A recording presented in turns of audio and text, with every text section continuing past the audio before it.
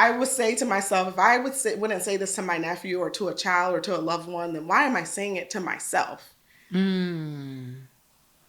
So we have to begin to really take that time to think about how can I be more compassionate and more caring to myself, and do that on a regular basis.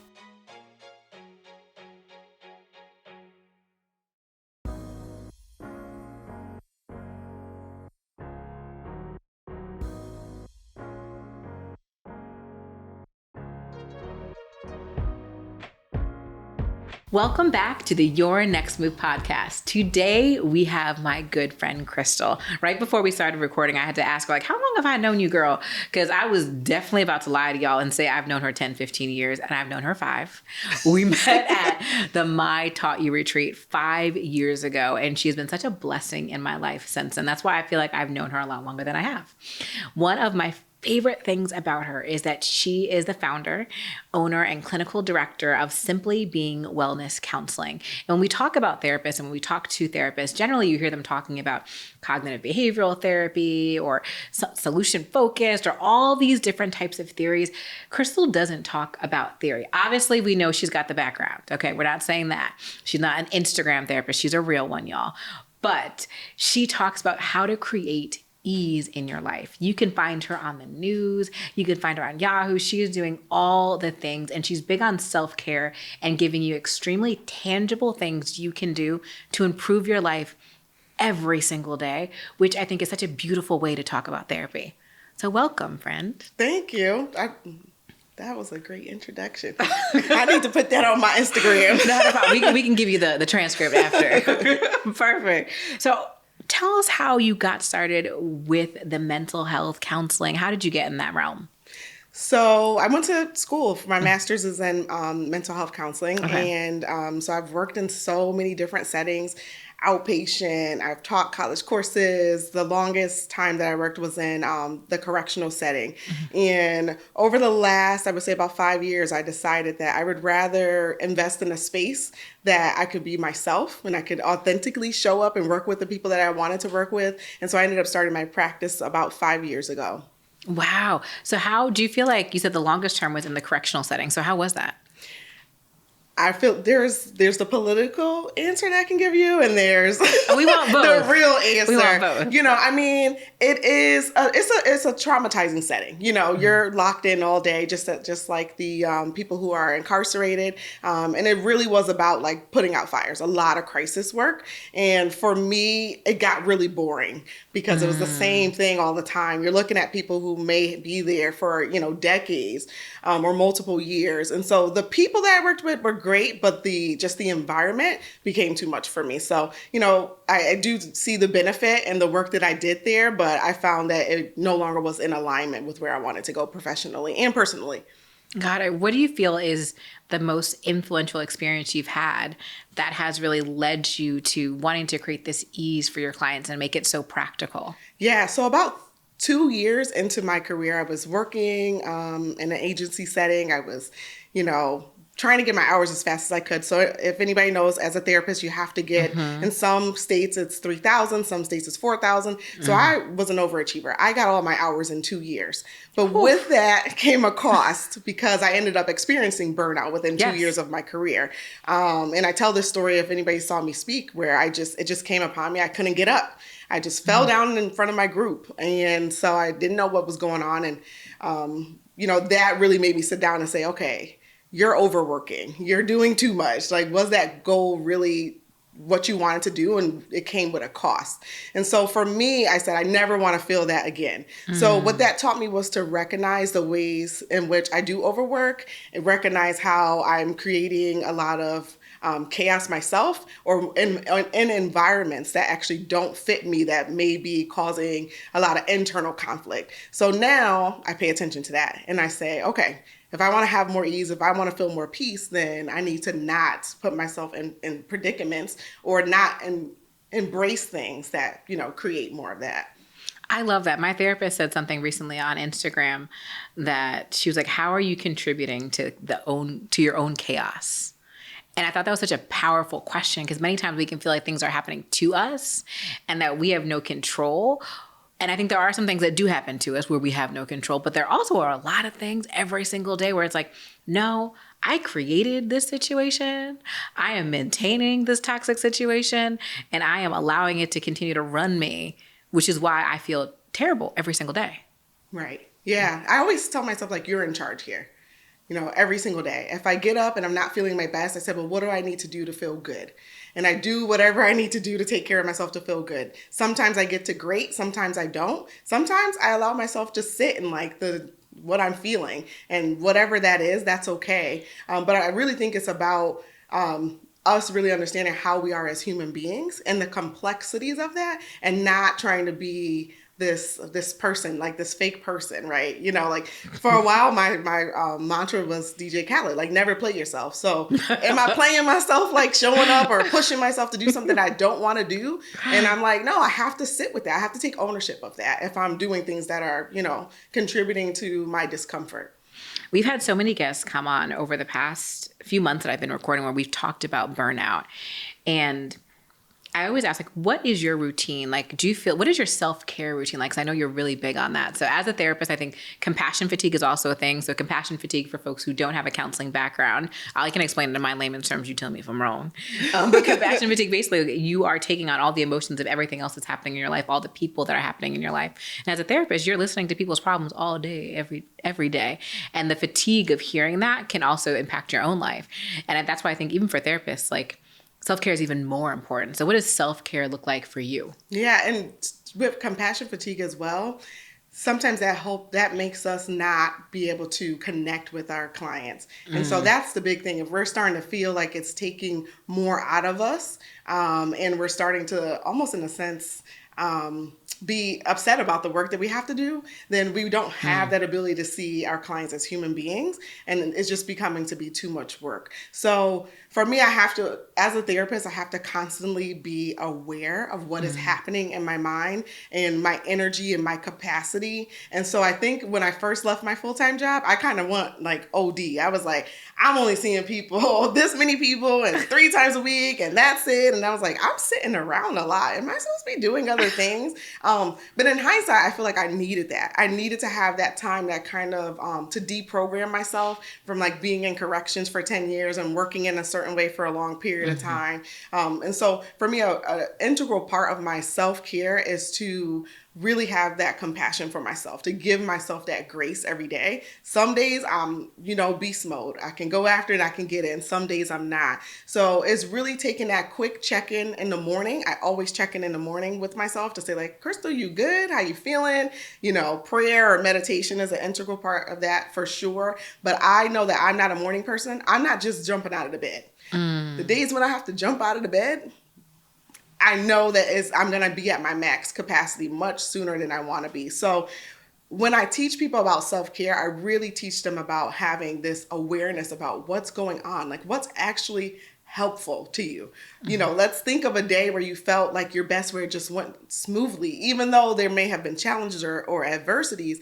What helped you that day? Like, did you get enough rest? Did you play your favorite song in the morning? Did you eat something? Like, let's look at that. And then we can start to build up on what actually makes sense for you in your life. I think that's it's a trend when we're talking about self-care, is like what actually works for you versus all the things that we see that we feel should work. I remember when I got out of a long-term relationship, my therapist was like, well, what makes you feel good? Like, what makes you happy? Like, well, what's your favorite TV show? And I couldn't think of what my favorite TV show was, because generally I watch TV with my ex. So I knew all the TV shows that he liked. I'm like, oh, just put something on and I would sit and watch it. But I didn't know what TV show did I want to watch independent by myself, just to zone out. And it was such a moment for me, like, Kimberly, do you even know who you are?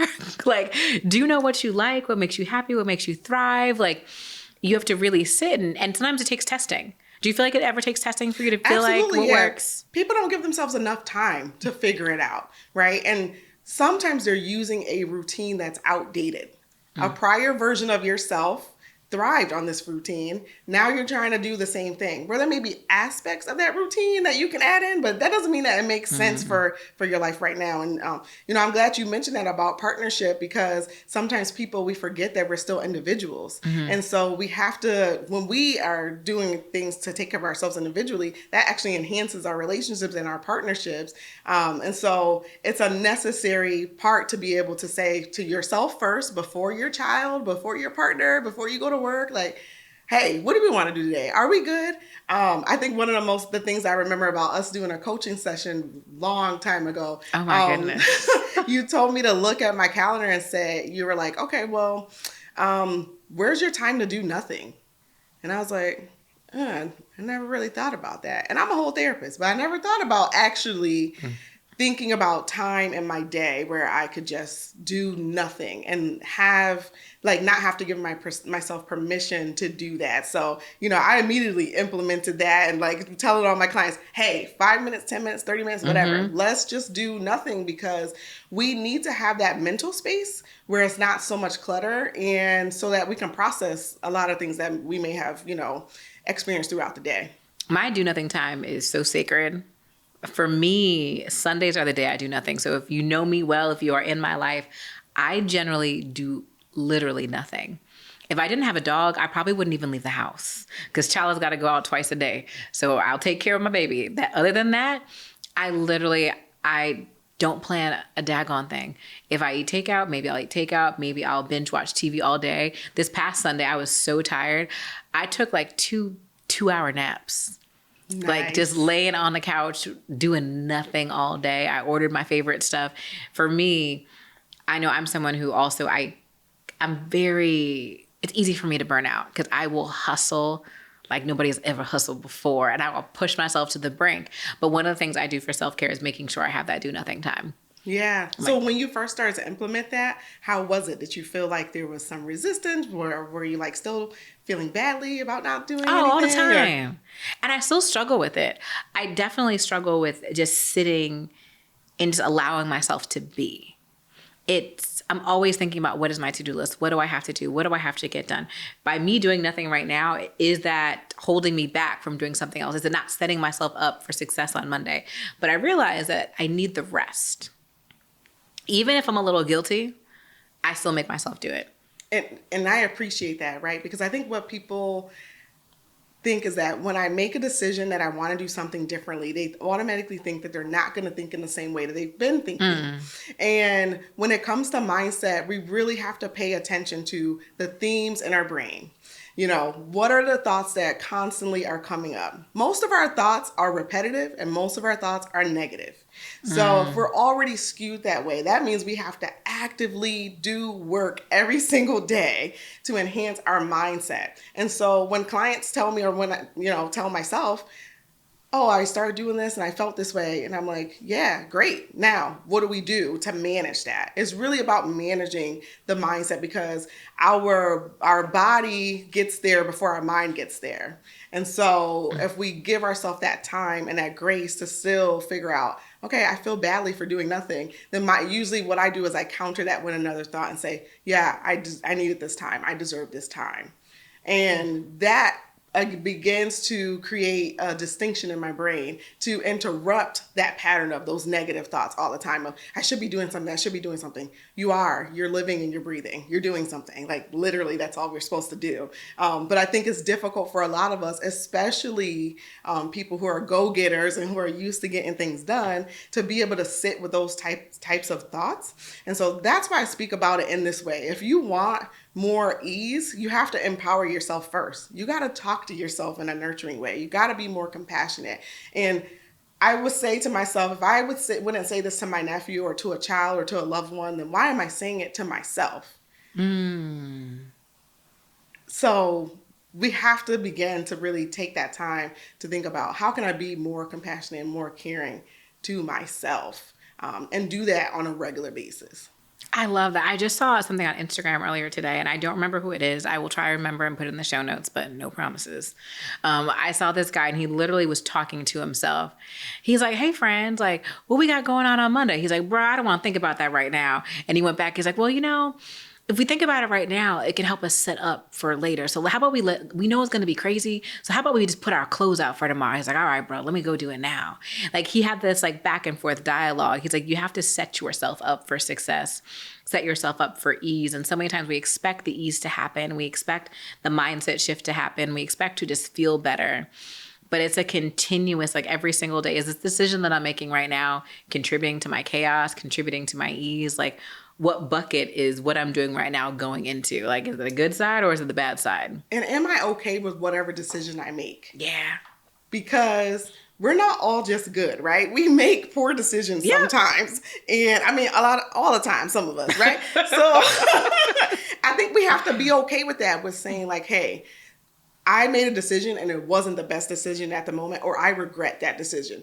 Whenever I go into something, I ask myself, am I going to regret this if I do it? I have learned, maybe because I'm almost 40, y'all. I'm telling y'all my business. But anyways, I have learned that like, I don't want to set myself up like that. Yeah. Sometimes the answer is yes. Like I'm going to do it and I'm going to be okay with whatever happens after that. I just have to, because I'm making this decision.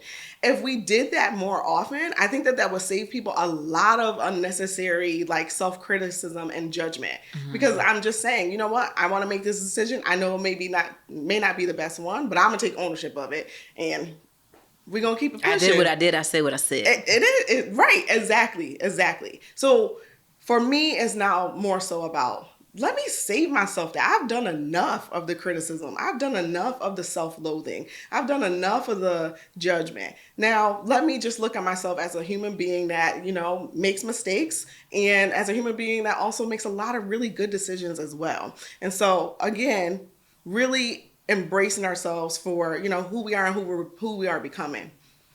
What would you say is the key to creating change in your mental health? Like the clients you've seen make the most progress with you, what do you feel like is the commonality? They're ready, and they're not lying to themselves about being ready. What does ready look like?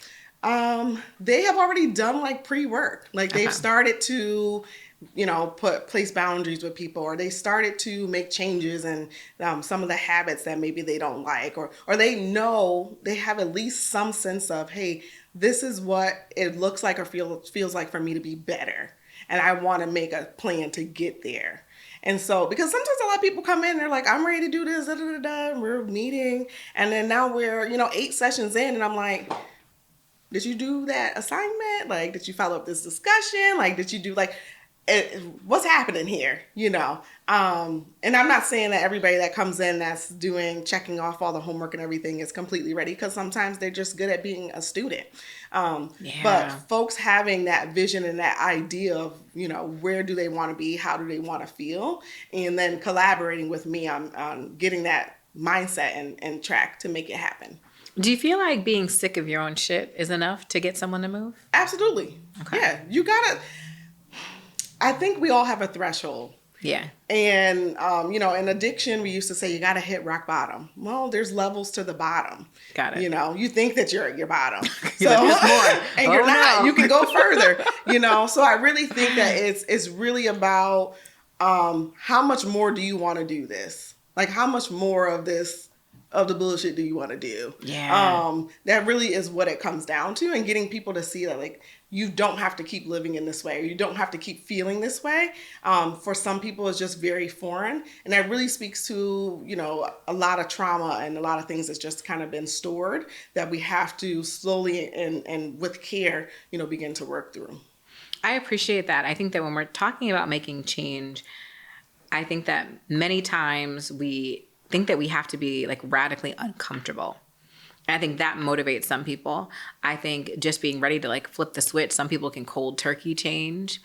Some people can see it modeled for them in someone else, and that inspires change. But there's so many different things that can be the catalyst for us changing and creating the ease. So ultimately, it may just make us happier. Yeah. I think what I find, at least for me, because I'm a Scorpio, it takes me some time to process things. And what I learned over time is that, like, you can process more quickly. Like, you don't have to spend the next year or whatever extended amount of time processing through whatever you experience, right? Let's get there more quickly. Because for me, the longer I took, the longer I allowed myself to sit in the feelings, to sit in the previous experience that I could have been, accepted, and I could have been really evolved from. And that creates a lot of discomfort and internal conflict too. So for people that are ready to change, I would say really get clear on what it is that you want to change. Why do you want to change it? Asking yourself, is this a change that I want to make or because of expectations of other people? I always phrase things like this to my clients in this way because I want to further prompt people to do some introspection, sit with themselves and ask themselves these questions. I think a lot of people come to therapists because they're not asking themselves questions and they just want to put things out to somebody else. And it's that you can ask yourself questions, right? Like you're thinking to yourself all the time. So I think more introspection and reflection helps people to get clear on themselves, their needs, and what they actually want. What would you say is probably the biggest block that happens, the hurdle, the transformation that takes a lot for your clients to get over when shifting to really take care of themselves properly? Ooh, that's a good question. And really, I think that there's a lot of narratives that could, a lot of factors that could contribute to it. For some people, it is about not having those expectations be clear. They want to meet somebody else's need and they want to change, for that, or they just feel so attached to a certain persona or idea of themselves. And it's hard for them to not wear that role anymore. And so for those people, it's difficult for them to see themselves as anything else. So a lot of the people that I work with are helping professionals. They're, in healthcare, they're attorneys, they're caregivers. And a lot of times they're used to doing it for other people. So when it comes to interpreting how to do it for themselves, that's where they get a little lost. And so we have to go back and kind of say okay, when was the last time that you did something that you actually like to do? What helped you to feel joyful? Just really asking a lot of these questions to get people to start to think more so about themselves, and not in a selfish way, because I believe that when we heal ourselves, we're healing, vertically and horizontally. So our family, our peers, they're getting that healing from us too. And hopefully I'm answering your question that you asked me. So I think that we have to be able to see ourselves outside of where we are right now. One of the things I've learned about self-care is that I feel like it's little itty bitty things, little changes that we make that we feel like we don't have time for that actually make things so much better.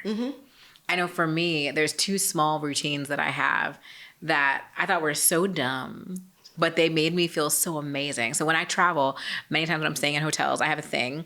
I will generally go get a glass of Riesling and I'll get a warm chocolate chip cookie. And then I know this about you. Yes. I love it. I do it almost every place I travel. I get upset if they don't have a warm chocolate chip cookie on the menu. I need it to be hot. And I go up to my room. I steam out the bathroom. I take the hottest shower. I bring my best body products when I'm traveling in the nice hotels. Then I get back in bed in my favorite PJs and I drink my glass of wine and I eat my cookie. Even better if they have room service so I can shower and then they come to my door with it and I'm ready to go. And I didn't do this at home. Why couldn't I do it at home? I could literally do that absolutely every night of the week.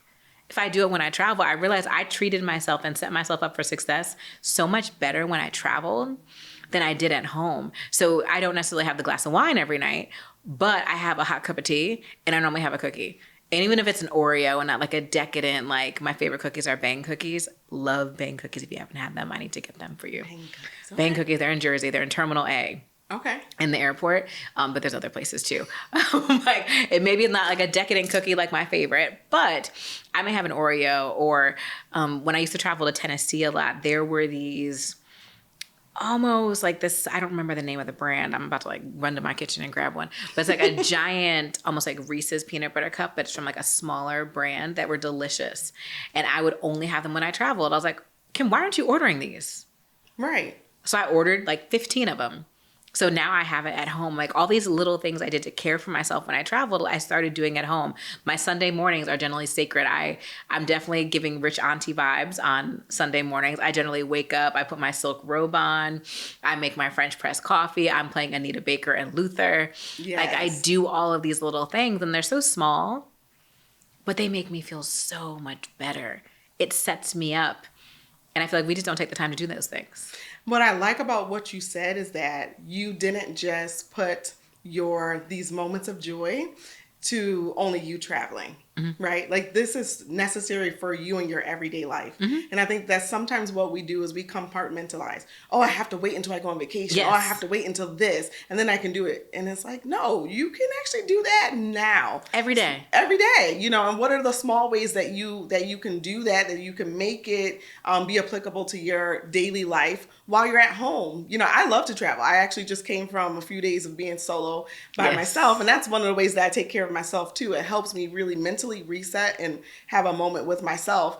But I remember a couple years ago, I went to St. Lucia with a friend and I was like, back to reality. And she said, this is reality. Like home is reality, not just vacation, right? Yeah. All of it is our reality. And so that really shifted how I was seeing how I live my life versus how I live my life when I'm away from home. And there's just things that now I don't want to just only leave, on vacation. So I thank you for sharing that. No, it's no worry. We really set ourselves up. And we even think about like vacation mindset. Like when you're going on vacation, like when we talk about we went to the retreat, right? We knew what we were going to wear every day because we kind of knew what events were happening. So we all planned our outfits. We found all the things. We had like our favorite clothes. We had makeup. Our hair was done. You knew what the schedule was for the day, so you can just flow through it. When you go on vacation, whether you're solo vacationing with a group, like you generally have a plan. Right. But we wake up every day in reality and don't do nothing. Right. And just hope that it's going to go easily. Like even down to like what I wear, like I've been trying to bring more of that into every day, not just when I travel. And I think it creates more of that vacation feeling, even in moments of stress. And I generally feel better. Right. So you added more ease to your life by doing something that you recognize helped you to feel easeful when you were away from home. And so it's like, if I can feel this easeful away from home, then why not be able to feel this way at home as well? And so those are the things, we don't have to separate those things. It's really about making it make sense. Now, some days you're going to be running, and some days you're not going to do it all the way. But 100%. I think as long as you have things that are really anchoring you. So for me, it used to be the start of the day and the end of the day. Okay. For about a year and a half, I had to get up at 5:30 to go to work. And I used to tell people, don't talk to me until 8 o'clock. I'm just telling you, because I knew I needed that hour to be able to transition from waking up to being in a place that I didn't want to be in at that hour anyways, right? So it really is going back to something that you shared before about setting yourself up for having more of that success throughout your days. So what are the things that are anchoring your days? Where are the moments that you can have some downtime? Is it, I have to have my coffee in the morning, or I have to have my tea at night, right? Because your brain is going to associate those things with comfort and with wellness. And so even if you don't have the hot tea at night, but you have something else that's comforting, that's fine. Your brain is associating that action. So we need to be able to build it in, because once it's repetitive, it ends up becoming a habit. And then we know like, oh, I didn't do this today. I didn't light my candle. I didn't put my incense or what have you. And we're like, oh, that's why I feel off. So once we figure out what things anchor us and help us to move through our days, it makes it more easier to, have to take care of ourselves. And it doesn't have to be such a big regimen either. I think that when we think about routines, we think about habits, we think about caring for ourselves. It's like, okay, I'm going to get my nails done every 4 weeks. I'm going to get a massage every this many weeks. I'm going to do this every single day. It's like, we can be in flow. I think years ago, I'm not sure like what her content is currently, but I used to follow this girl named Jess Lively. And she talked about being in a state of flow. And I think it's, what are the tools that we have that we can lever at any given time to help us be more productive, to help us feel better, to give us comfort? Where are the tools in that arsenal that we can grab so we can grab whatever feels good at that moment, but I think sometimes we don't even know what the tools are. So is that something that your self-care workbook helps us with?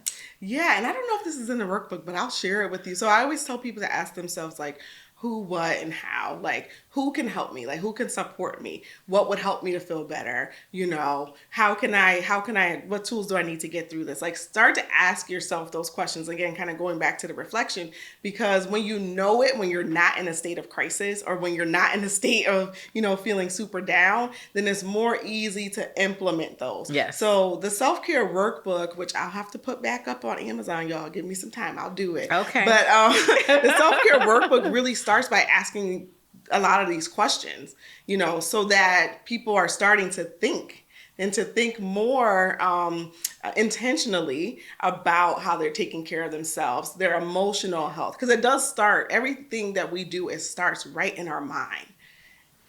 And I think that's the difficult thing, or why sometimes people burn out or stop doing certain things, because they forget that it really does come down to mindset. So we have to be checking in with ourselves and getting introspective every day. Do you think that, is there a certain way that we should be checking in with ourselves? Like, do we need to journal? Do we just need to sit in silence? Like, if this is a new concept for someone who's like, I don't check in, girl, I just be working. Like, I'm just doing what I'm doing. Like, what would you tell that person? Yeah, I would say try different things. For me, I always say keep it simple. Like, let's not try to do that much. For me, simply checking in with myself is at least a couple times a day, just having a moment to be like, girl, you okay? Are you good? What do we need? Did we eat enough? And that generally starts at the beginning of my day. I will ask myself just that simple question, like I would with a friend. Like, girl, you good? Exactly. Let's keep it real simple. Other than that, I could say also, you can reach out to your support network. You can ask them, like, hey, if you don't hear from me on this, can you follow up with me? Or let's schedule this time to check in with each other each week. And so that can be helpful too. Just try different things. Pick one thing or two things. And I would say try it for at least a week and see how you feel. Because that's going to give you a lot of information depending on each day. Our moods change, our capacity changes, right? So if I try it for a week, I can see like, oh, actually that felt really good, and I want to put this in again for next week. So it is a lot of assessment. So I kind of use in my self-care workbook with ease. I said, we got to make self-care feel easy. We have to empower ourselves to do it. We have to assess what's working, what's not working, what feels helpful, then simplify it, like take it all the way down and just have these few things that okay, I feel really good, or at least I feel very grounded and supported when I do these things. And when we can start there, I think that helps us to get enough information to figure out where do we want to, like, what do we want to continue to do? I love that. So when we think about, last question before I go there, you share a lot about your relationship with work. How have you rethought your relationship with work? And I'm assuming we're going from like you out here trying to get all these daggone hours to working in a job that was very stressful in an environment that you didn't necessarily enjoy till now. Like, how have you rethought personally, like your relationship with work? Yeah, I think before, when I actually took full-time entrepreneurship, I thought I was on vacation. I was like, I'm not working. I don't want to do anything. I don't want to do any of this. And then I had to really say, like, okay, it's not that I don't enjoy what I'm doing or what I previously did, but I had to take a look at what do I actually want to do at this point in my life, in my career. And while I'm still practicing as a clinician in my career, now I'm seeing more of the benefit to being the visionary for my practice and actually growing that. And so I'm still working. I would say probably 50% as a clinician, 50%, running the practice, but work looks differently for me now. Work means, helping to lead a team and building a community between myself and my employees. Work is showcasing to other people, why my business is important and who are we helping and, who do we support. So it looks a lot different. And sometimes, entrepreneurship, I say, is a baby roller coaster. Like some days. It ain't a baby roller coaster. It's a full-blown Six Flags. Like, right. We on the Superman. Yes. So, now, I would say 2 years, almost 2 years being full-time into it. Yeah. I feel like I have a better handle on myself mentally and what I do and how I manage my schedule. So that's what it really came down to me. How do I establish a schedule that supports my mental health, while also recognizing that there are things that I will have to do that even when I don't feel like doing them, they need to get done to continue to grow my business. So that's a delicate balance for myself every day. But really, my anchor is making sure that I am not burning myself out. Because if you're not here, especially as an entrepreneur, it's like if you're not there, then what happens? Right. Somebody gonna have to do it. You gotta figure it out. That's what we're working on. Yes. I love it. I love it. So what is your next move? What are you working on? What's happening in the next 6 months? How can we support you? In the next 6 months, I'm really focused on growing my team. Right now, I have 4 clinicians on my team, 4 therapist clinicians. We use them interchangeably, and really growing us to be a premier private practice in Connecticut. So we also are expanding to have more wellness services because not everybody meets criteria for therapy. Therapy is good, it's helpful, but for people who want to use their insurance, we have to give you a diagnosis. Yes. And there are some people who don't actually need therapy at that point in time. What they need is more supportive services. So maybe that's mindset coaching, or that's a workshop, or that's another support group with people who are in a different space. So I'm really excited to roll that out and to do more speaking and sharing about my thoughts on self-care and having more ease. I love that. We're so happy to have you here on Your Next Move. Thank you. And thank you for coming. And with that, everyone, may your next move be your very best move. Have a great day.